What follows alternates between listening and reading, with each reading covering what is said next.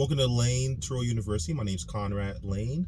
I'm driving around town to look for new locations. I currently have 4 parking lots that I utilize for the Turo platform for my Turo vehicles. I also rent cars on Getaround, Avail, and Hire Car. I also rent them independently to movie studios and independent individuals that are looking for a good time in a car.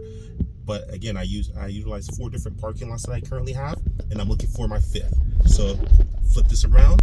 I'm in the Tesla Model Y, driving around Los Angeles. I'm a Los Angeles Turo host. And again, I'm currently looking for a new parking lot. So I'm gonna just kind of talk about Turo and renting your cars on different platforms. It's just, so if you have any questions, feel free to leave them in the comments. But besides that, my name's Conrad Layn, and I'm a Turo par host. And first thing I look for, if you're a Turo host, I don't care if you have 1 car, 2 cars, 3 cars, 4 cars, doesn't matter what the case is, you want to look for a place that will typically have some type of security, like physical security. So what I try to look for are parking lots that offer multiple businesses parking. And the reason that is because if there's multiple businesses there, typically speaking, they usually have a security on staff that monitors the parking lots. I have had many issues, many cars stolen. I have 30 cars currently. 25 of them I currently own. 5 of them are financed, and 4 of my cars have just recently been stolen, and 7 in total have been stolen altogether. But recently 4 have been stolen. Thankfully, they've all been recovered. 2 were totaled, unfortunately, which is a 2014 beautiful Infiniti Q50 that earned me over 700% pure profit on top of what the car costs. So if the car is $20,000, just multiply that times 7, and that's basically around the figure I made. Absolutely phenomenal, beautiful car. But besides that, what I've also done is my other car, a 2017 Kia, was a newer car. It earned me within this. I purchased it, and it was stolen like within 3 months, which really was terrible. But within that time frame, I already made back 25% of what the car value is. But again, that car was financed. I actually just paid it off recently. It was a beautiful 2017 Kia Soul, booked all the time. You can make a lot of money on here. This really is the Airbnb of cars, but you have to do it correctly. One of the strategies is properly protecting yourself with proper insurance. Many people make the mistake of buying cars, putting them on the Turo platform, and not having the proper insurance, or even worse, not having insurance. Do not break the Turo policy or the rules. Turo requirement requires you to have personal insurance on it typically, but oftentimes a lot of personal insurance doesn't cover it. But I found many hosts that I actually coach and that I assist that don't have insurance. They think it's smart. It's not smart at all. That's fraud, first thing. That's misrepresentation, and you're breaking the Turo policy. We don't endorse that here.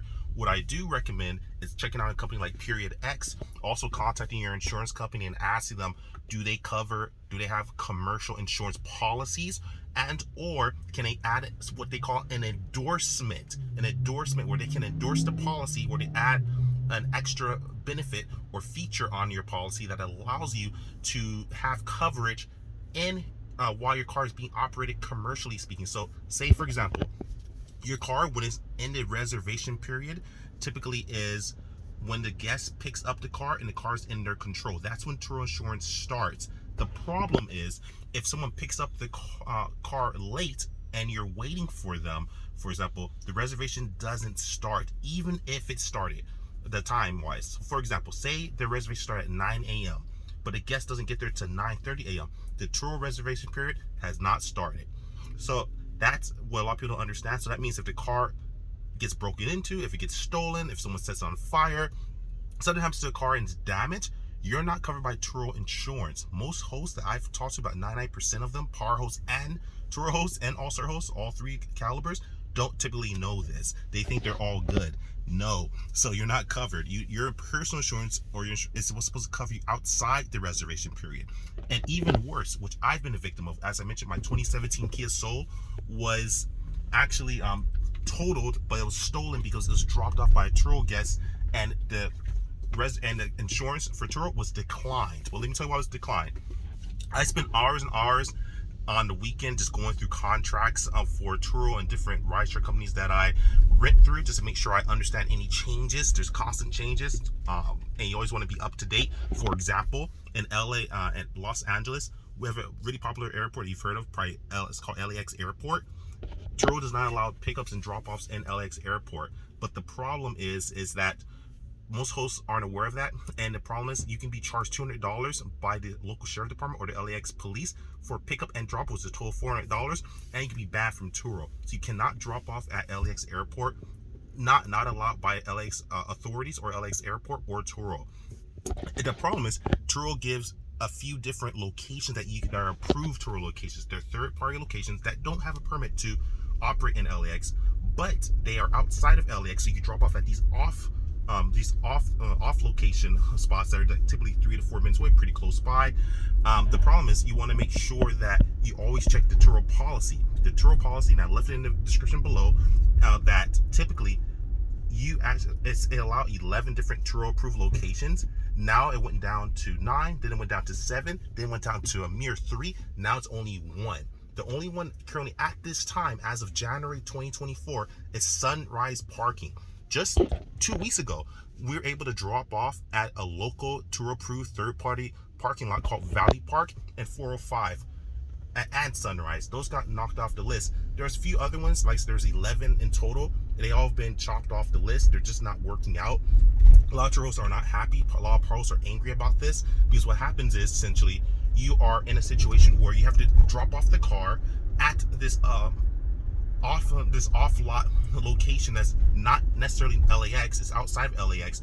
The Turo guests don't like this because it's not stipulated to them. They don't understand this. Even though they're typically sent a message, they usually don't read their messages. And even though it's just an inconvenience, when they pick LAX, they want to be picked up from LAX, which is understandable. I travel all around the world. I don't want one more headache or one more thing I need to do to actually pick up a car. I want to pick up the car from LAX Airport. So I understand, totally empathize, but a lot of Turo guests get mad. They get mad at the Turo host. So the problem is this has become a big issue. So Turo has got rid of a lot of the locations because just the locations aren't happy. They're getting complaints from the guests. There's crimes occurring because when you see a lot of cars coming into a parking lot and they're parked, it unfortunately invites unscrupulous people that break into the cars. So there's a lot of different issues, but long story short, you're not protected by your personal insurance, typically speaking. You want to have this conversation. That's why we always teach. And here at Layn University, if you want to learn more, just subscribe for free. I give a lot of free knowledge. I've been doing this for over 6 years now on Turo, Hire Car, Get Around, and Vail. And I have quite a bit of mistakes I've made, pain and transgressions, and things you can learn from me so you don't have to do it to yourself. Or if you want to go through it, you can, but then you can look at my videos for solutions. But the point is, you want to contact your insurance company, ask them, hey, do you guys cover this? Kind of, you want to be fully honest. A lot of Turos are scared or don't want to ask because they're scared to hear the insurance company say no. But guess what? You just saved yourself a headache, because if your car is stolen, broken into, heck, even if you're driving your car, right, after the Turo reservation, and you're driving on a person to go pick up maybe coffee for your mom, or picking up presents, or just going to work, or just going to go play some basketball or soccer or rugby or whatever you're playing, wherever you are in the world, you could be driving your car, right? And if you get in a car accident and say your insurance company finds out that you did not tell them that you rent that same car on Turo, that you're driving personally, typically they will decline you, even if it's a personal insurance claim that you filed. Crazy, right? But it's true. I've seen it happen. So you always want to be super honest, super transparent. Let them know, let your insurance company know, hey, do you guys cover? If they say yes, great. Most insurance companies record you. You can record them also, just get for proof, may ask for an email saying that they do cover this type of risk, and to let you know until thus far. Next, you want to make sure, if that doesn't work out, start shopping around for different insurance companies. Also, I left a video below where I went over a company that might really help you called Period X in regards to Turo insurance, and also outside of Turo's reservation, where you still get coverage that this insurance company will help you cover your car, even if your car is not in a Turo reservation. And that's the problem typically. So on this ride around town where I'm looking for parking spots, I'm just kind of going through different calibers of information about protection. I've had many claims, and if you want to be a six-figure host like my channel teaches, like I teach, we can get we have six-figure benefits and seven-figure benefits. You also have 6 and 7-figure problems. So a lot of people are okay with earning a lot of money, but they don't talk about the problem. So I'm one of the hosts, and one of very few, because I also look at other people's content and study them. I talk about earning 6 figures, 7 figures, etc. and investing it and reinvesting into real estate and compounding it and buying more cars and learning how to offset your taxes legally. We please pay your taxes. We don't believe in tax evasion here, but there are tax strategies. But the point is, you want to get to the point where you proactively understand how to invest your money and reinvest it, and using this in a 6-figure, 7-figure fashion. But you also want to learn how to protect yourself from 6 and 7-figure problems. Again, I've had 7 stolen cars, 2 total loss. Turo declined on one of the claims because the Turo guest for the 2017 Kia Soul, beautiful car, rest in peace. Unfortunately, the guest had a reservation, say for example, I think it was 8 a.m. I think it was 8:30 a.m. They dropped it at 5 a.m. I was not there. What you might not be aware of is that even if that's the case and your guest drops off at say 5 a.m., even though either reservation ended at 8:30 a.m., Turo insurance ends when the guest drops off at your lot.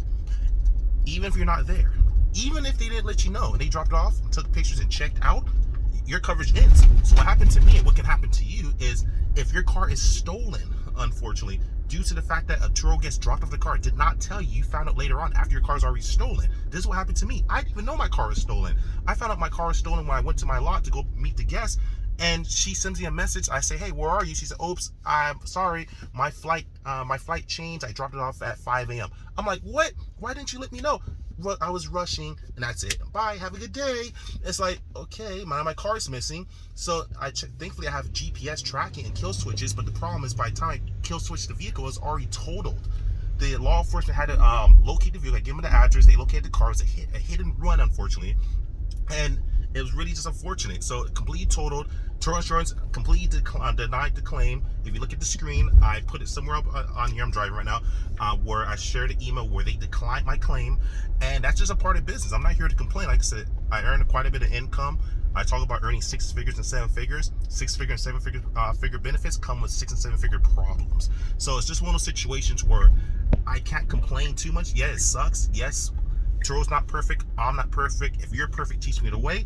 But the reality of it's just part of business. So I mean, I'm very numb to it at this point. I've been through quite a bit in my life, and just in general, where it doesn't really affect me to that degree. But for people, I'm very risk averse. But if you're not, you want to be very careful. But in general, you just want to protect yourself. So again, this car, what sucked about this car was not protected with personal insurance or commercial insurance, because the way I have it wrapped. Because one strategy you might be aware of, as you start growing your fleet, again, like I said, I have 30 cars, you can actually start qualifying to not purchase insurance. Yes, hold on, let me explain this. You do not have to have car insurance on your car, traditional car insurance. And what I mean by that is, car insurance typically becomes very expensive as you start getting 10 cars, 20 cars. I'm at 30 cars. If you have 200 cars, sometimes it's just not worth the headache to pay an insurance company. If most people complain about paying insurance for 1 or 2 cars, imagine having 300 cars, 200 cars, 30 cars, 20 cars, 10 cars. It'd be pretty expensive. You can actually get around this typically, and the way to do it, and one of the ways, besides getting a bond, is also contacting your local DMV for your state or municipality, or whoever governs insurance in your state, country, municipality, wherever you're currently located at. You can actually you can actually qualify for self-insurance.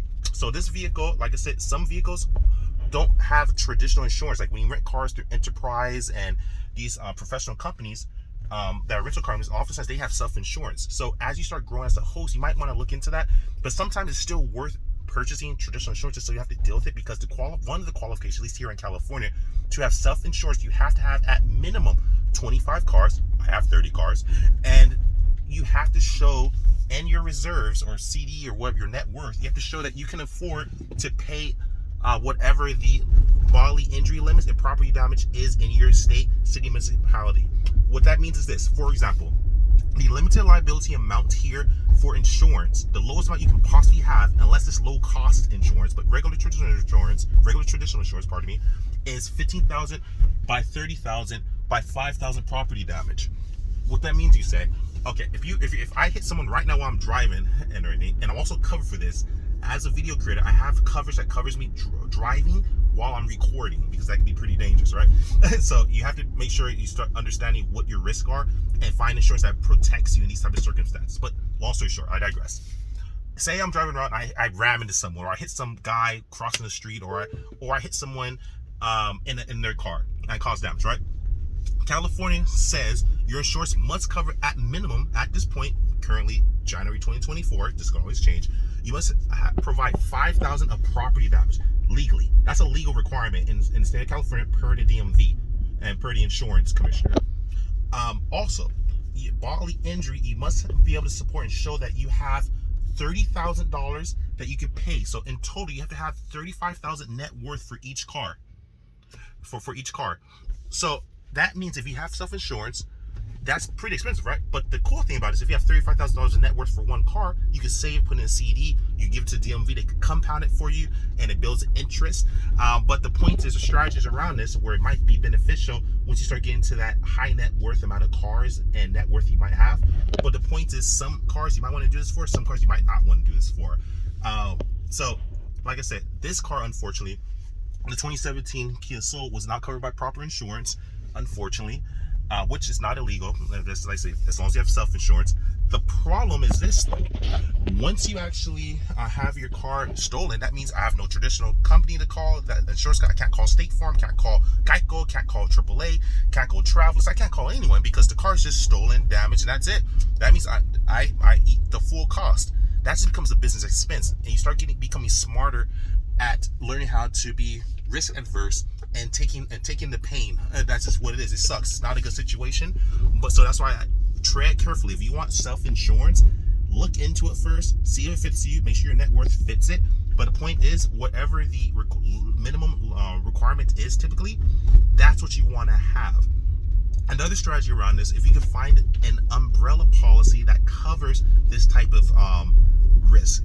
Umbrella policy you get typically for anywhere from $210 per year to $1,000 per year on average, and depending on what your net worth is on your business, you get business umbrella insurance. That might be a cheap workaround as well that might satisfy the self-insurance, or at least to have it just in case you do get sued over the $35,000. As well, if you cost $50,000 worth of damage, you have $35,000. Now you're negative $15,000.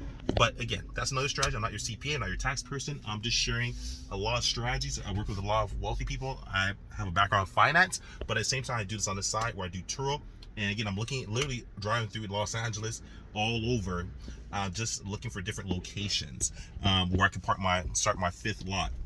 But besides that, that's the point. So again, if someone drops off the car and they're actually on the like they drop it off and you don't even know about it, your Turo insurance ends. That means either your personal insurance must pay for that. As I mentioned, if you didn't tell your personal insurance that you actually have this type of risk, that means you have to lie to them, which we don't endorse here, or you tell them and they decline it, or you get lucky and they say, okay, cool. But most times if you didn't tell them, or what they call omit information, not good, no bueno. You want to be super transparent. That way, you know without a shadow of a doubt that you're covered. You want to be very, very transparent and honest about that. And that's the situation.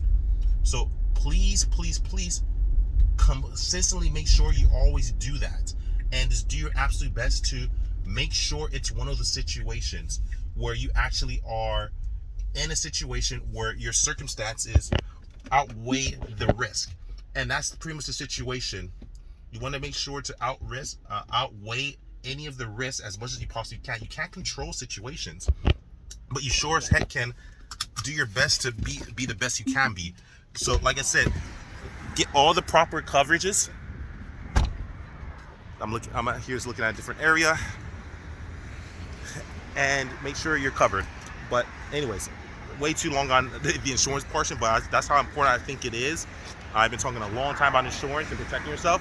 You just want to make sure to do your best to contact your insurance company again. I know it sounds super repetitive, but people don't understand how important this is until it happens to you. And like contact Period X. I did a video below in the description that goes over how to protect your car with Period X. Also locating commercial insurance companies.